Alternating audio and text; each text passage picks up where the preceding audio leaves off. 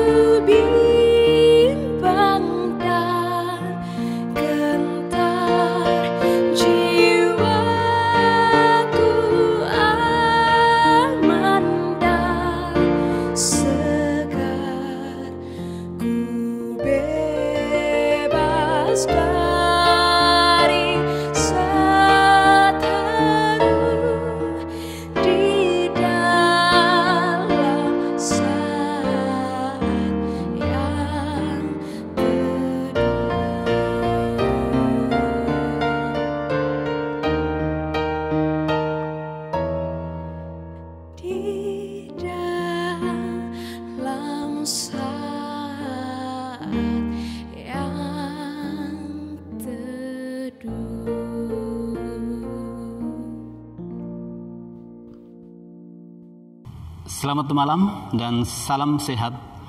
Saya Pendeta Panggalo, bertemu dengan saudara-saudara pada malam hari ini dalam program Jemaat Rantepao Lentera Malam. Saudara-saudara, kita diberi kesempatan oleh Tuhan untuk menggunakan masa stay at home sebagai masa di mana kita punya kesempatan cukup untuk berkomunikasi dengan Tuhan, menjadi alasan bagi kita, sumber kehidupan kita sehari-hari. Untuk malam hari ini, saudara-saudara, kita akan merenungkan firman Tuhan. Kita tidak pernah punya kemampuan selain tuntunan Roh Kudus. Dan karena itu, mari kita berdoa, mohon tuntunan Roh Kudus untuk membaca dan merenungkan firman Tuhan pada malam hari ini. Mari kita berdoa. Ya Roh Kudus, Engkau Allah di dunia ini sampai Yesus datang kembali. Kami percaya Engkau hadir di sini, di rumah kami, di hati kami, di dunia ini.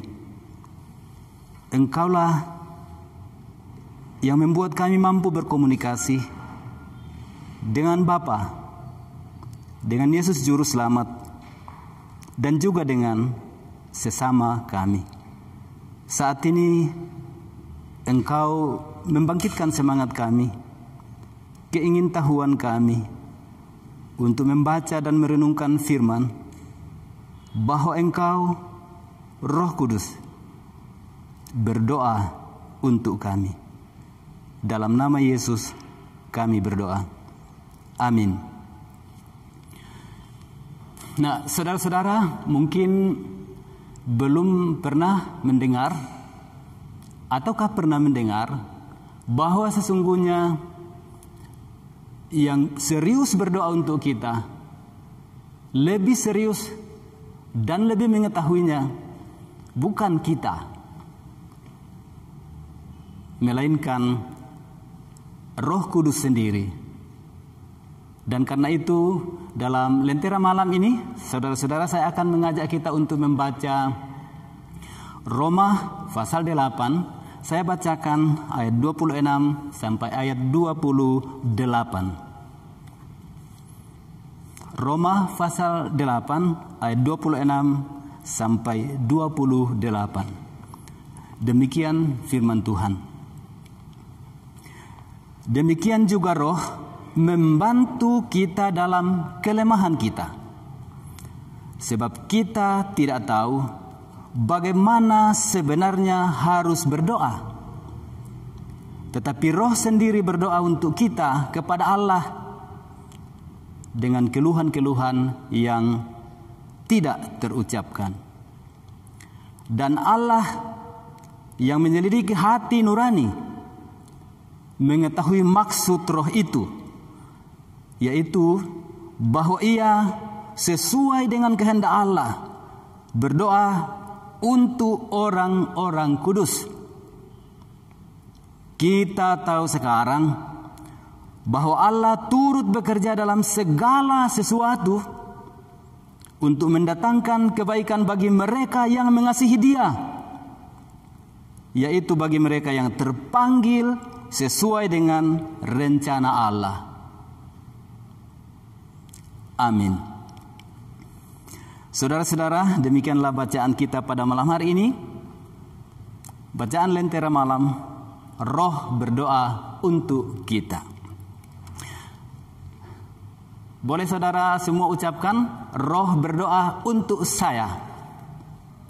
Sekali lagi, Roh berdoa untuk saya. Roh berdoa untuk saya. Semua orang yang percaya kepada Tuhan Yesus menganggap doa itu penting. Bahkan sang reformator Calvin mengatakan doa itu nafas kehidupan manusia. Memang benar. Tapi kalau kita lihat dalam kehidupan beriman kita, doa memang menjadi sesuatu yang sangat penting. Hampir tidak ada kesempatan di mana kita tidak berdoa. Bahkan perhatikan baik-baik, di suatu pertemuan atau di suatu acara, ketika seseorang diminta berdoa, karena begitu mudahnya itu berdoa, kadang-kadang kita tidak lagi melihatnya adakah persiapannya atau tidak. Setelah dikasih kesempatan berdoa, langsung berdoa dengan kata-kata yang sangat lancar, puitis, dan kadang-kadang karena mudahnya doa itu pun bisa menjadi sangat panjang sekali. Nah, saudara tahu berarti doa bukan sesuatu yang susah kita lakukan, bahkan seorang anak kecil pun bisa melakukannya. Tapi saudara-saudara, malam hari ini saya ajak kita untuk merenungkan siapakah sesungguhnya yang berdoa untuk kita. Firman Tuhan pada malam hari ini menuntun kita untuk mengetahui bahwa sebenarnya kita punya kelemahan. Kita punya kelemahan termasuk dalam hal berdoa.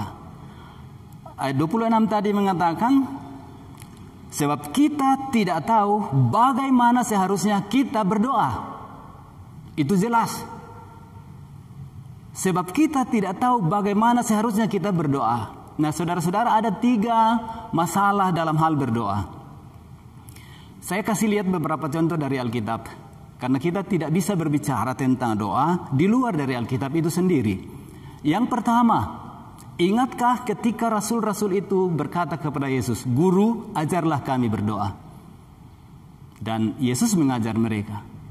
Ini murid-murid yang siang malam sudah bersama-sama dengan Yesus Sang Juru Selamat.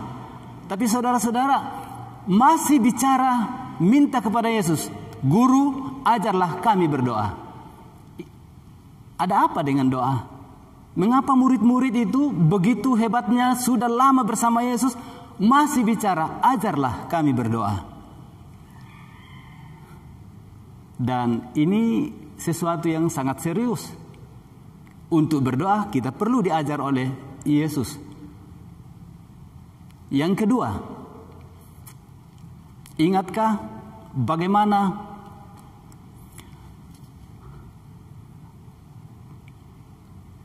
para rasul itu selalu mengandalkan doa kepada Bapa, kepada Allah. Dan mereka sungguh-sungguh diarahkan oleh apa yang mereka doakan, itu yang mereka lakukan karena Roh Kudus menuntun mereka untuk melakukannya. Dan yang ketiga, saya ingin mengatakan, doa ini selain memang penting, perlu kita belajar dari firman Allah. Ada rupanya doa yang salah. Kalau kita baca dari Yakobus pasal 4, kamu tidak beroleh apa-apa karena kamu salah berdoa. Rasul Yakobus bicara, kamu tidak menerima apa-apa karena kamu salah berdoa. Doa mana yang salah? Kalau kita baca dalam Yakobus itu, ternyata doa yang salah ialah doa yang dikuasai oleh keinginan daging. Karena kamu minta segala sesuatu untuk memenuhi hawa nafsumu. Itu keinginan daging. Kalau kita berdoa untuk memenuhi hawa nafsu saja, saudara-saudara, itu doa pasti salah. Jangan tunggu doamu dikabulkan Allah kalau doamu sendiri salah. Jadi kesimpulan Rasul Paulus di sini bahwa kita sebenarnya tidak tahu bagaimana berdoa itu benar. Bukan sesuatu yang omong kosong. Dan saudara semua, walaupun setiap saat berdoa, pegang firman ini. Jangan anggap dirimu pintar berdoa, fasih berdoa, bisa dipanggil berdoa di mana-mana. Jangan. Lebih baik perhatikan firman Tuhan ini. Kita sebenarnya tidak tahu berdoa. Kita tidak tahu apa yang harus kita sampaikan. Lalu solusinya apa? Firman ini mengatakan Roh sendiri berdoa untuk kita kepada Allah. Dan menarik, ini hak istimewa sekali bagi anak-anak Allah. Roh sendiri berdoa kepada Allah untuk kita. Saudara-saudara, kata-kata berikutnya itu begitu penting. Dengan keluhan-keluhan yang tidak terucapkan. Saudara mungkin pernah sakit dan menderita sekali. Saya sangat yakin saudara tidak punya kata yang bisa menjelaskan rasa sakitmu itu. Tapi firman ini menjelaskan bahwa Roh bisa membantu kita berdoa dengan keluhan-keluhan yang tidak terucapkan. Kau cuma mengeluh, saudara cuma mengeluh. Rasa sakit tak terucapkan, tak tergambarkan. Tapi Roh itu menyampaikannya dengan keluhan-keluhan yang tak terucapkan. Lalu Allah dikatakan Allah yang mengetahui dan menyelidiki seluruh hati nurani. Allah itu sendiri tahu apa maksud Roh. Makanya saudara-saudara, kadang-kadang orang yang aktif di gereja terlalu berlebihan untuk mengatakan kalau tidak bisa memimpin doa itu bukan orang Kristen. Maaf. Memimpin doa itu penting. Tapi kalau ada orang yang tidak bisa memimpin doa lalu kita katakan bukan orang Kristen, salah. Karena di sini firman Tuhan malam hari ini mengatakan Roh sendiri berdoa untuk kita. Dengan keluhan-keluhan yang tidak terucapkan. Saya ingat karena saya dilahirkan oleh seorang ibu yang buta huruf. Umur 12 tahun ayah saya sudah meninggal. Saya dibesarkan oleh seorang ibu janda yang tidak berpendidikan, yang tidak pernah belajar berdoa. Tapi saya tahu keluhan-keluhannya itu sampai kepada Allah. Dan saya sangat diyakinkan oleh firman Allah ini. Saya sangat dikuatkan oleh firman Allah bahwa doa ibuku yang tidak terucapkan sampai kepada Allah melalui doa Roh Kudus di sini. Nah, saudara-saudara, kalau begitu, apa yang paling penting bagi kita di dalam hal doa ini? Roh Kudus pendoa untuk gereja. Roh Kudus pendoa untuk saudara, Roh Kudus pendoa untuk saya juga. Dalam Alkitab, sesungguhnya Allah hadir di dunia ini sejak Yesus naik ke surga sampai dia datang kembali. Roh Kudus diutus oleh Bapa, diutus oleh Anak. Dengan demikian sebetulnya yang memenuhi dunia ini, yang mengatur dunia ini adalah Roh Kudus itu sendiri. Kalau kita belajar Trinitas misalnya, kita sebut Bapa, di dalamnya sekaligus ada Anak, ada Roh. Kita menyebut Yesus atau Anak, di dalamnya kita menyebut Bapa dan juga Roh Kudus. Kita menyebut Roh Kudus sekaligus kita menyebut Bapa, kita menyebut Anak. Dan di sini ditegaskan bagaimana Roh Kudus berdoa dan dikatakan Allah yang mengetahui, menyelidiki hati nurani, mengerti apa yang disampaikan oleh Roh itu, dan karena itu Bapa mendengar doa, mengerti doa orang-orang yang didoakan oleh Roh Kudus. Itu satu hak istimewa orang percaya, yaitu bahwa kita didoakan oleh Roh Kudus. Tapi apa dampak dari didoakan oleh Roh Kudus? Dalam ayat yang 28 di sini dikatakan, kita tahu sekarang bahwa Allah turut bekerja dalam segala sesuatu.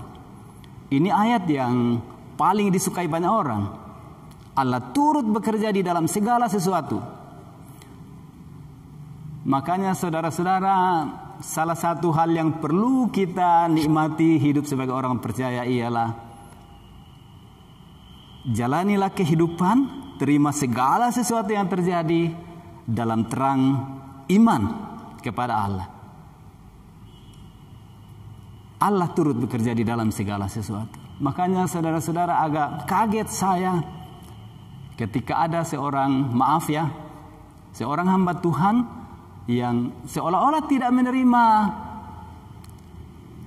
pagebluk atau wabah virus corona 19 ini sebagai kehendak Allah.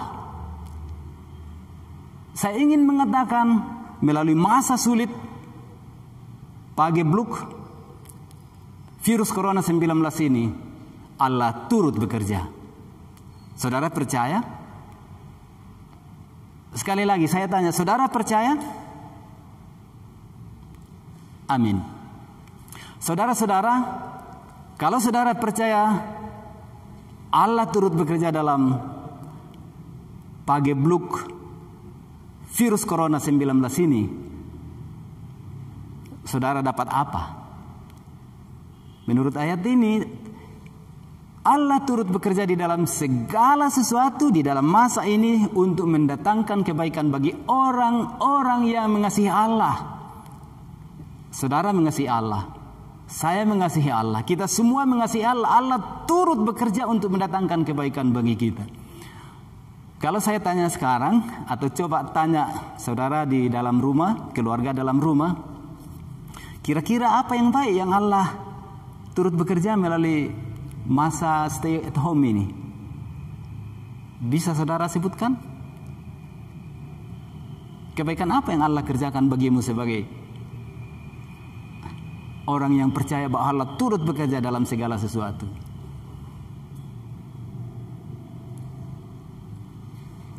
Tidak mudah untuk menghitung satu persatu, tapi saya yakin saudara, saya, kita semua orang yang percaya tahu benar apa yang sedang Allah kerjakan sekarang. Setidak-tidaknya Allah meyakinkan kita sekarang bahwa dunia ini bukan diatur oleh manusia, tapi diatur oleh Allah sendiri.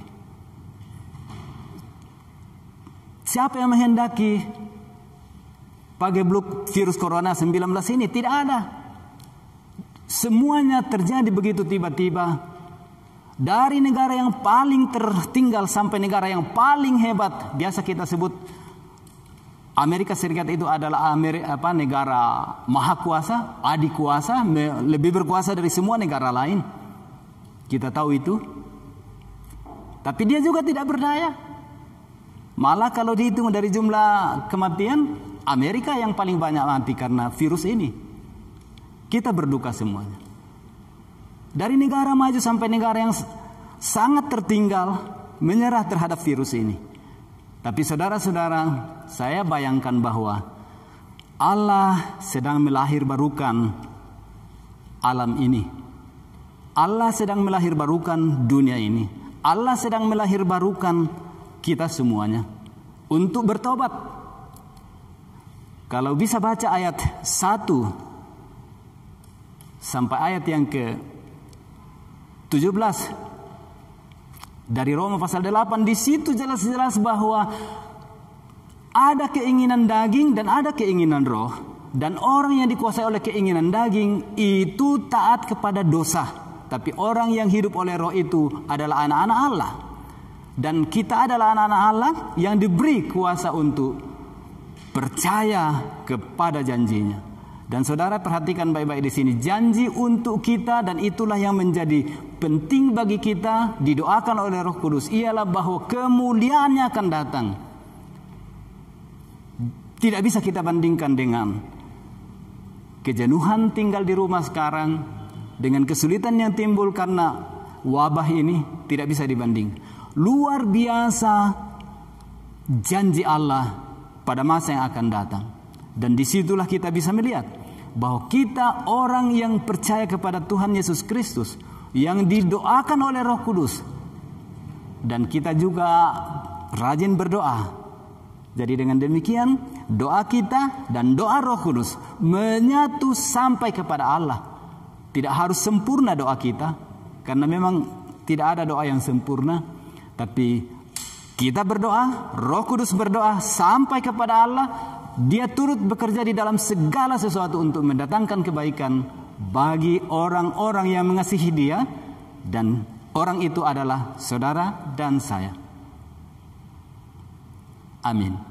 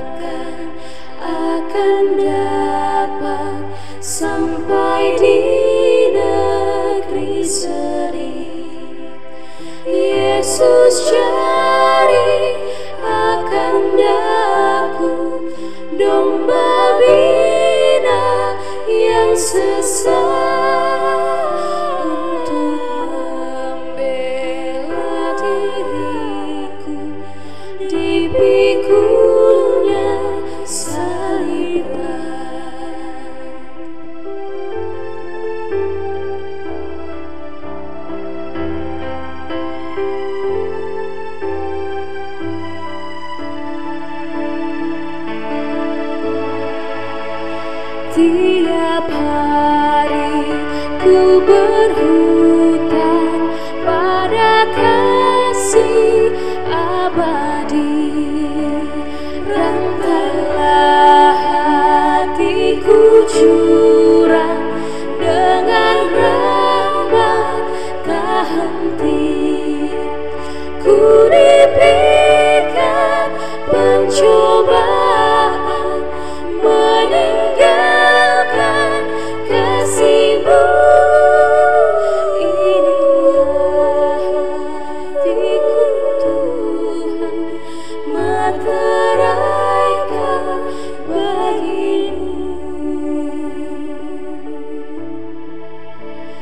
meteraikan bagi-Mu. Saudara-saudara, kita sudah mendengarkan firman Tuhan, Roh berdoa untuk kita. Mari kita berdoa mensyukuri firman Allah. Ya Roh Kudus, kami sungguh bersyukur karena Engkau ada, setia mendoakan kami kepada Bapa, sehingga Bapa melakukan segala sesuatu untuk mendatangkan kebaikan kepada kami di dalam segala pengalaman. Kami sungguh bersyukur Engkau ya Roh Kudus ada, menuntun kami, mendoakan kami, mengarahkan kami. Kami sungguh bersyukur. Dalam nama Yesus Kristus kami berdoa. Amin. Terpujilah Tuhan pada malam hari ini. Terima kasih kepada Bapak Ibu Saudara yang sudah menikmati kebersamaan dalam pelayan firman pada malam hari ini. Terima kasih kepada hambanya yang sudah menaburkan firman-Nya. Dan kiranya malam hari ini kita boleh menikmatinya dan bersama dengan seluruh keluarga kita di rumah, bahkan di mana saja yang mendengarkan Lentera malam hari ini. Tuhan memberkati kita semua, dan saya percaya bahwa kita bersama-sama dalam tuntunan dan kasih sayang Tuhan malam hari ini. Kiranya kita menikmati suasana penuh kasih, beristirahat, dan dibangunkan esok pagi dengan penuh kekuatan daripada Tuhan. Dan jangan lupa kita tetap berdoa dalam menjalani kehidupan kita. Percaya bahwa Tuhan bersama dengan kita. Tuhan Yesus memberkati kita semua. Salam hormat dan salam sehat untuk kita semua. Sampai jumpa di malam berikutnya.